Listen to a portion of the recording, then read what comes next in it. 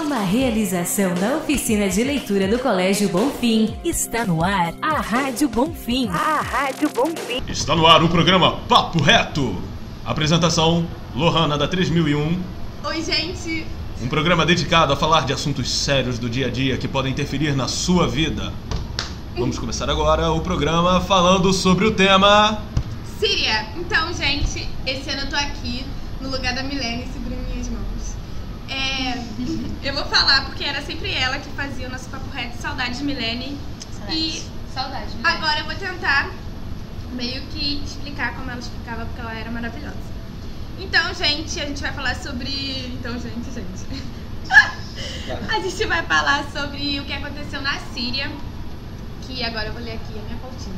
Então, os Estados Unidos, o Reino Unido e a França anunciaram na noite de sexta-feira, que no caso foi sexta-feira 13, será que teve alguma coisa, hein? Pode ter sido. Eles lançaram um ataque em conjunto contra o estabelecimento de armas químicas na Síria, em resposta ao suposto ataque químico contra a cidade de Douma, no dia 7 de abril. O regime sírio nega que teve uso de armas químicas lá e muito mais. Aí tá. Sendo que as armas químicas são proibidas pela ONU, porque Fala aí, Zé. A arma química é sempre uma questão muito complicada, porque o índice destrutivo dela é extremamente alto, né? Gigantesco. Uma arma química, ela não destrói o ambiente, ela não destrói nada físico, ela vai atrás só da vida. Então ela destrói todos os organismos vivos que estão ali. Portanto, ela beira a covardia, é lei de guerra. Sem contar que ele não escolhe a vítima, né? Da qualquer pessoa, assim. Do lado A ou do lado B, vai todo mundo sofrer com esse problema. Né? Um ato de guerra em si, ele é feito visando a destruição do território do inimigo e matar a população do inimigo. Só que, uma arma química, ele dizima a população em níveis catastróficos e gigantescos, né? Então, isso não é muito legal usar arma química. Um caso assim. muito triste. Não é legal ter guerra e nem usar a arma pra nada, na verdade, né? Mas... Então, gente, o regime sírio nega ter usado qualquer tipo de arma, e Trump fala que não. Ele fala que, diz ele, que esses crimes são um monstro, e a primeira-ministra britânica... Vou ficar quieta. Continua. A primeira-ministra britânica, a Teresa, disse que não havia alternativa no uso da força da Síria. E essa noite ela fala que autorizou as forças armadas britânicas a bombardear o local ocorrido e dirigidos para degradar a capacidade de armas químicas do regime e impede seu uso. Ela declarou isso. O presidente francês Emmanuel afirmou que o ataque na Síria está circuito a capacidades do regime sírio sobre as armas químicas. Não podemos tolerar a banalização do uso destas armas, explicou o presidente em um comunicado. Ou seja, o que o Trump fez foi dar respostas ao suposto uso de armas químicas pelo regime ditador sírio, que deixou centenas de mortos e feridos no país. Não porque ele quer ou não ajudar a Síria, mas sim porque ele também tem os interesses dele lá. Todo mundo sabe que na Síria tem muito gasoduto e oleoduto, né, Isaac? Isso. Por isso que tá todo mundo interessado na Síria, e não só a Rússia tá interessada em apoiá-la, ela tá interessada também no que tem lá. E eu acho que é uma parada que tem um objetivo, mas ela acaba tendo muitas outras consequências, porque prejudica muita gente. Prejudica todo mundo que tá em volta. Então eu acho que é uma parada seríssima e que não vai resolver nem um pouco o problema, muito pelo contrário, eu acho que só vai criar mais problema ainda. Fora que essa questão da Síria, ela tem um fundamento histórico que é bem complicado, né? O que está acontecendo na Síria é que o próprio governo está atacando a sua população para manter o seu regime ditatorial, porque mantendo o regime ditatorial, quem está na cabeça do poder da Síria, que são os políticos e alguns grandes empresários, conseguem continuar com seus acordos econômicos com grandes empresas internacionais, principalmente empresas da União Europeia. Então eles não vão... Só que esses interesses interferem e maltratam muito a população, porque você prioriza a economia e não dá valor para a população.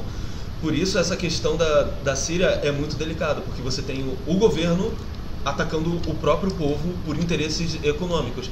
Então, assim, o mínimo da democracia que deveria existir, que é o povo no poder, não existe. Por isso a gente consegue encaixar isso numa ditadura. Agora, a intervenção dos Estados Unidos é papel. Eu acho que eu vou discordar um pouco assim, da Lohana. Os Estados Unidos sempre manteve essa política de resolver as coisas de guerra fazendo guerra. Resolve a violência usando violência. Isso é meio contra os próprios filmes americanos, eles só fazem isso. O mundo está acabando sempre em Nova York e sempre o presidente americano é que vai entrar na frente, ver o Independence Day. É o presidente americano que pega o jato lá e vai atrás, entendeu? Então eles são os poderosos, eles se definem dessa forma. Como heróis. Eu recebi um vídeo do Patrick que mostra aquela jornalista... Mariana, se eu não sei o nome dela, uma jornalista que fala sobre o caso da Síria e as pessoas não estão vendo que estão matando a Síria, estão matando os cidadãos sírios.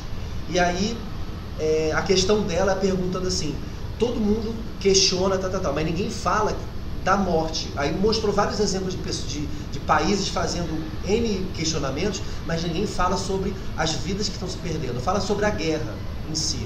Aí eu fiz um paralelo com o nosso país. O Rio de Janeiro está passando por isso, né? Até o Jornal Extra estampa lá sempre a guerra no Rio. E a gente não questiona, a gente fala, tá morrendo não sei o quê, tá morrendo não sei o quê. Mas quem tem que fazer isso acabar não está fazendo, que é o poder público, que é o governo. Aí entra nessa questão. Qual é a lógica, na minha pergunta, qual é a lógica que a Síria tem de manter a sua ditadura expulsando e matando as pessoas que são contra essa força que eles têm? Vai sobrar quem ali? Quantas pessoas vão sobrar? E como eles vão manter um sistema se eles precisam de pessoas? Se essas pessoas estão acabando, se estão morrendo? Mas as pessoas estão saindo de lá. Então eles vão expulsar pessoas, os sírios que estão saindo, refugiados, estão matando os sírios. E está sobrando meia dúzia, entre aspas, de pessoas que acreditam naquela ditadura deles para manter um sistema, só que eles sozinhos não vão manter. Eles vão ter que fazer o quê? Conseguir mais pessoas. Mas como eles vão atrair pessoas para voltar para a Síria, se eles matam? Isso. É difícil. E não tem, tipo assim, a ONU não tem uma solução diplomática para a Síria? Não tem...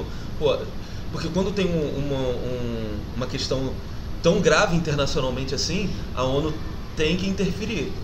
E aí, ela não consegue interferir fazendo um acordo, não consegue interferir dando qualquer aspiração de, nem que seja uma dica de tratamento para a população. Assim. O que ela fez foi isso, foi deixar os Estados Unidos ir só lá e se intrometer meio que na briga. Só que a gente sabe que a ONU, a diretoria da ONU, principalmente a diretoria de intervenção militar da ONU é dos Estados Unidos. Não, é isso que eu ia falar. A pergunta é, onde fica a sede da ONU? Nova York? Nova York. Washington. Né? Fica em Nova York. Aí a segunda questão, qual é o país em sã consciência que vai afrontar os Estados Unidos, sabendo que eles têm o maior poder bélico? Pode não ter o maior número de pessoas, mas eles têm uma tecnologia avançadíssima. O maior poder bélico da história da humanidade e dificilmente algum país vai superar os Estados Unidos. Então, pode juntar Rússia e China ao mesmo tempo, não consegue.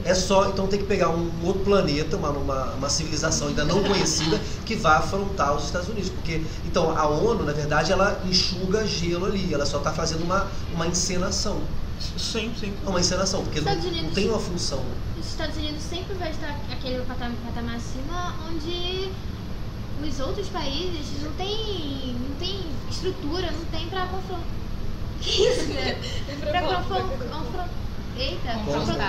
o poder dele. É irrevogável.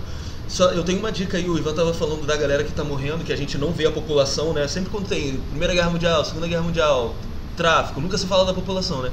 Tem um livro muito bom que se chama Nudin. Nudin é o nome de uma garota que ela é cadeirante e ela é refugiada da Síria. Ela deu um trampo, ela deu uma volta para poder fugir da Síria. Eu acho que, não sei, para quem está vendo aí na internet, se der para o editor botar aí a capa do livro aí, Nudin, é sensacional. Esse livro, a garota não só conta a história dela, como ela dá um embasamento histórico muito fácil sobre a crise da Síria. Então, se você quiser entender mais sobre o assunto, se aprofundar, a internet tem diversas fontes, né?